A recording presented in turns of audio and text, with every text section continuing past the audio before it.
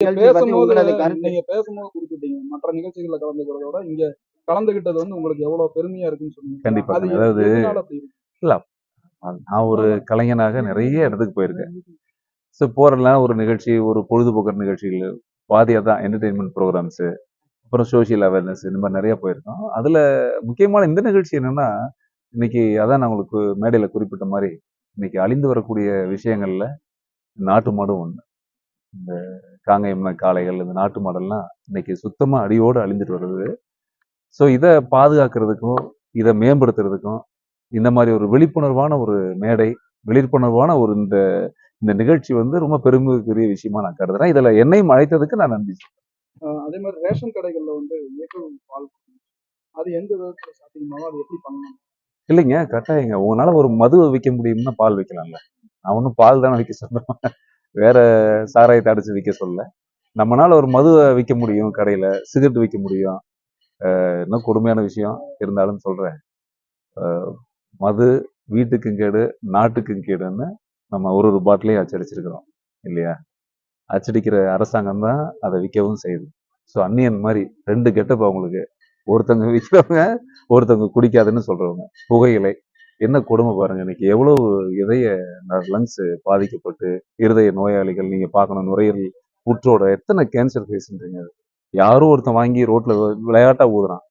இங்க விவசாய ஒரு பொருட்களை நிறுத்துறதுக்கு எந்த அரசாங்கத்துக்கும் யாருமே ஸ்டெப் எடுக்கல. பேச்சு தானுங்க. அதுலயும் பாருங்க, அந்த நெஞ்செல்லாம் கருகுன மாதிரி அப்படியே பயங்கரமா இருக்கும். இந்த இங்கிலீஷ் படத்துல வந்த மாதிரி அப்படியே வெந்து போய் ஒரு போட்டோ அது வச்சுட்டா போதுமா? அது எவ்வளவு பெரிய முட்டாள்தனமான விஷயம். அதை வச்சுட்டு ஸ்மோக்கிங் வந்து ஹெல்த்துக்கு வந்து கெட்டது அப்படின்னு அது ஒரு விளம்பரம். அதை விற்க உங்களால முடியுது இல்லையா? ஸோ மது விற்க முடியுது, புகையிலை விற்க முடியுது. எல்லாத்தை விட கொடுமை இப்ப கரும்புக்கும் இந்த அரிசிக்கும் இந்த பயிருக்கு விவசாய தண்ணியே இல்லைங்க. பாதி விவசாயி கஷ்டப்படுறான். இவங்களுக்கெல்லாம் ஒரு நெல் கொள்முதல் உத்தரவாத விலையே கிடையாது. ஆனா கஞ்சா பயிர் சாகுபடி செமையா நடக்குது. எஸ்டேட் மாதிரி வச்சு சும்மா சூப்பரா பண்றாங்க நம்ம பாதுகாப்போட. அந்த விவசாயிகள் தான் உண்மையா கொடுத்து வச்சவங்க போல. ஏன்னா அரசாங்கமே பாதுகாப்பு கொடுக்குதே. இங்க விவசாயி ரோட்ல தெரியலாம் பாவம். நீங்க ரொம்ப நிலைமை கஷ்டமா இருக்குதுங்க. அப்படிப்பட்ட இடத்துங்கள்ல நம்மளுடைய கோரிக்கை என்னன்னா, எல்லாரும் பாருங்க, இதுக்காக எத்தனை பேர் இந்த அமைப்பு நடத்துறவங்க எல்லாம் ரொம்ப புண்ணியம் இருக்கு, நல்ல மனசு, நல்ல ஆத்மா உள்ளவங்க. அதாவது என்ன விஷயம் கேட்கிறேன்னா, இன்னைக்கு உங்களால ரேஷன்ல ஒரு ஒரு சாதாரணமா ஒரு பிறந்த குழந்தைக்கு ஒரு இன்னைக்கெல்லாம் ஆயுள் காலம் வந்து சராசரி ஆயுள் காலமே ரொம்ப குறைஞ்சு போச்சுங்க. அந்த காலத்துல ஒரு நாட்டு மாடு பால் குடிச்சு வந்தவங்க 100, 120, 150 வயசுக்கு இருந்திருக்கிறாங்க. திடகாத்திரமா இருப்பாங்க. ஒரு கிராமப்புறங்கள்ல நோய் நொடி அண்டாது, மருத்துவ வசதி இல்லாத காலகட்டத்திலையும் கூட ஒரு நாட்டு மாடு பால் சாப்பிட்டது சூப்பர். அதனாலதான் தாய்க்கு நிகராக நாம மாட்டை வந்து தெய்வமா வணங்கும். தெய்வமா ஏன் நினைக்கிற மாடுன்னா, தாய்க்கு நிகரான ஒரு விஷயம் அப்படிங்கிறதுனால. சோ உலகத்திலேயே மிக அதிகமான ஊட்டச்சத்து நிறைந்தது இந்த நாட்டு மாட்டு கிட்ட தான் இருக்கு. லிட்டர் கம்மியா கறக்கும், அது விஷயம் இல்லை. ஆனா அதிகமா இருக்கு. சோ அப்படிப்பட்ட ஒரு நாட்டு மாடு பாலை வந்து நீங்க ரேஷன் கடையில ஒரு ஒரு ஒரு லிட்டர் நீங்க வாங்கித்தான் ஆகணும் குழந்தைகளுக்கு. கட்டாயமா ஒரு 10 வயசு வரைக்கும் குழந்தைகளுக்கு இதை கொடுத்துதான் ஆகணுன்ற ஒரு நல்ல விஷயத்த சொல்லலாமே. மது விற்க தெரிஞ்ச நம்ம ஒரு பாலை விற்கலாம், முன் வரலாமே அப்படிங்கிறது எங்களுடைய கோரிக்கை. நாட்டு மாடுகளை பாதுகாக்க அரசு என்ன நடவடிக்கை எடுக்கணுங்கிறது அரசுக்கு தெரியும் சாமி. ஓட்டுக்கு 10,000 5,000 கொடுக்குறோம், கோழி பிரியாணி கொடுக்குற அரசாங்கத்துக்கு இது தெரியாத? விவசாயம் சார்ந்து இது வரைக்கும் எந்த அரசாங்கம் வந்தாலும் சொல்லத்தான் போறாங்க, செய்யத்தான் போறாங்க. அவங்க செஞ்ச ஒரு கோரிக்கைகள் கூட இது வரைக்கும் நிறைவேற்றப்படவே இல்லை. ஸோ நீண்ட நாள் கிடப்புல தான் போடப்பட்டிருக்கு. இந்த பக்கம் அவனாசி அத்திக்கடவு நீர்ச்சாலையிலிருந்து எத்தனை பக்கம் எத்தனை போராட்டம். இந்த மக்களுக்கெல்லாம் விடிய விடிய விளக்கேந்தி உன்ன சாப்பிடாம யாருக்காக சாமி? இது என்ன சுயநலமான சுயமா தனக்காகவா போராட்டம்? இது இந்த மண் சார்ந்த போராட்டம். மக்கள் நல்லா இருக்கணும். ஏன்னா இந்த கொங்கு மண்டலம் அப்படிங்கிறது என்னன்னா, விவசாயத்துக்கு பேர் போனது. கனிம வளங்கள் நிறைந்த ஒரு பூமிங்க இது. கடவுளுடைய பூமி, அற்புதமான பூமி இது. இது நாளுக்கு நாள் சுரண்டப்படுறது வந்து இந்த மக்கள்னால தாங்கவே முடியல. ஸோ ஆகவே ஒரு நாட்டு மாடு பாதுகாப்புக்கும் சரி, விவசாயத்துக்கும் சரி, நீருக்கும் சரி, அரசாங்கம் இதை ஆவணப்படுத்தணும். இதுதான் மக்களுடைய கோரிக்கை. அதனால தினமும் போராட்டம். ஒரு 5 வருஷத்துக்கு தேர்தல் வருது. தேர்தல் வரும்போது வாக்குறுதிகளை அள்ளி வீசத்தான் செய்யறாங்க. ஆனா இது வரைக்கும் நடந்த பாடு இல்ல. பார்ப்போம். நீங்க அதிமுக சார்பாக நீங்க பல இடங்களில் பிரச்சாரம் பண்ணீங்க. சரி. மீண்டும் அதிமுக தேர்தல் வந்திருக்கு. அதிமுக நான் எங்கேயும் போலிங்க. அதிமுக மேடைகள்ல நீங்க இல்லைங்க. அதிமுக இல்லைங்க, அரசியலுக்கு போயிருக்கிறேங்க. ஒரு கட்சிகள்ல பயணிச்சேன் நானு. ஒரு 2 வருஷம் பயணிச்சுடுங்க. அப்புறம் அதுக்கப்புறம் அது நமக்கு அது உடன்பாடு சரியில்லை. நல்ல பாடம் படிச்சுட்டேன்.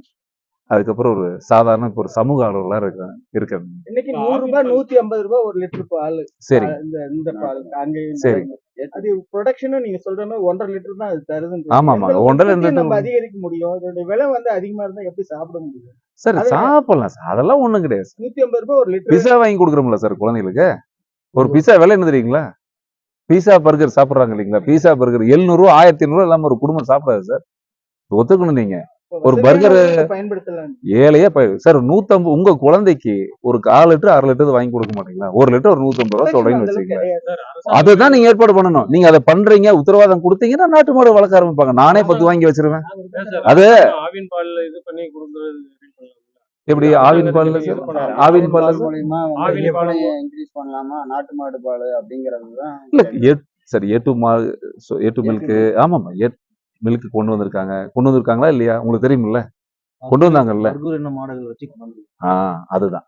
சோ அப்ப இந்த மாதிரியான அழிந்து வரக்கூடிய ஒரு ஜீவராசிகளுக்கு ஒரு முன்னுரிமை கொடுத்தாங்கன்னா இது காக்கப்படும். ஏன்னா இதுல உலக அளவுல நம்ம விஷயம் என்னன்னா, இதுல இருக்கிற ஊட்டச்சத்துக்கள் நிறைந்ததுன்னு கண்டுபிடிக்கப்பட்ட ஒண்ணு. இந்த நாட்டு மாடுல இருக்கக்கூடிய ஊட்டச்சத்துங்கிறது வேறு. அங்க இப்ப வர்ற ஆவின் பால் எல்லாம் உங்களுக்கு தெரிஞ்ச விஷயம் தான். அது நம்ம சொல்ல இது அரசியல் மேடையாக்க விரும்பல. ஏன்னா அது எனக்கு அவ்வளவு நம்பிக்கை எல்லாம் கிடையாது. இப்போ என்னென்ன மாதிரி திரைப்படங்கள்லாம் போயிட்டு இருக்கு சார்? இப்போ இப்ப நீங்க ஒரு திரைப்படம் இயக்கிட்டு இருக்கிறதா சொன்னீங்க, அதை பத்தி. ஆமா சார், இப்ப நான் குழந்தை கேர் ஆஃப் கவுண்டம்பாளையம் ஒரு படம் டைரக்ட் பண்ணி ஆல்மோஸ்ட் ஓவருங்க, முடிஞ்சிருச்சு. இன்னொரு கொஞ்சம் ஒர்க் இருக்கு, அவ்வளவுதான். வெள்ளித்திரைக்கு வர்றதுக்காக காத்திருக்கு. இது ஒரு நாடக கதையில மையமா வச்சு எடுத்த படம். சின்ன திரை அனுபவம் எப்படி சார்? நீங்க நடிச்சிட்டு சரி, எனக்கு பெரிய திரை சின்ன திரை எல்லாம் ஒண்ணுதான் சார். அப்படியெல்லாம் நான் மனசுல நினைக்கல. அதெல்லாம் ஒரே இதுதானே சார், ஒரே கேட்டு. பாலை பத்தி கொஞ்சம் A to be Adyar Ananda Pawan மாதிரி. இல்ல சார், திரும்ப சொல்லிட்டேன்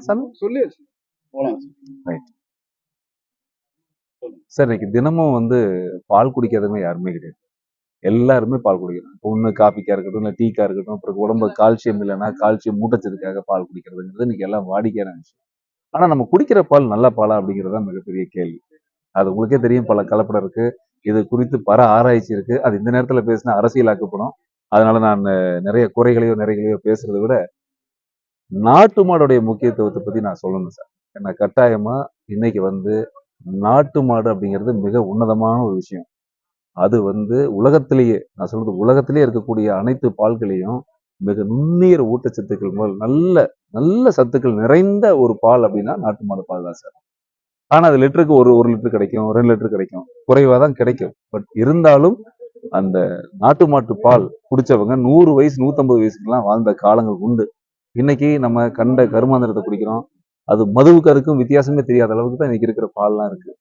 அதனால தயவு செய்து அரசாங்கம் இந்த நாட்டு மாடு பாலை ஊக்குவிக்கிறதுக்கு, இந்த மாதிரியான ஒரு அழிந்து வரக்கூடிய ஒரு இனங்களை பாதுகாக்கிறதுக்காக வேண்டியாவது இந்த ரேஷன் கடைகள்ல